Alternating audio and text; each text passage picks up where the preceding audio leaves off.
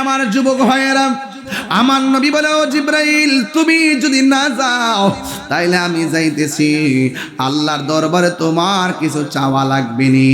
জিব্রাইল সাল্লাম কই, ইয়া রাসূলুল্লাহ, আপনার কাছে আমার কোনো কিছু চাওয়া নাই। আমি শুধুমাত্র চাই কি জানেননি? আমি চাই শুধুমাত্র আমার 600 ডানা ফুলসাতের উপরে বিছাইতে পারবো কিনা। আল্লাহর হাবিব বলেন, ও জিব্রাইল, 600 ডানা তুমি পুলসিরাতে বিছাইতে চাও কেন? এবার জিবরাইল আলাইহিস সালাম কে, ইয়া রাসূলুল্লাহ, ইয়া হাবিবাল্লাহ, নবী গো, ও মায়ার নবী, আপনার উম্মতের জন্য আপনি কত কেঁদেছেন। আমি জিবরাইলের মতো পৃথিবীর কেউ এত চোখের পানি মুবারক দেখে নাই। ইয়া রাসূলুল্লাহ, ইয়া হাবিবাল্লাহ, নবী গো, আপনার উম্মতের জন্য আপনি অনেক কেঁদেছেন।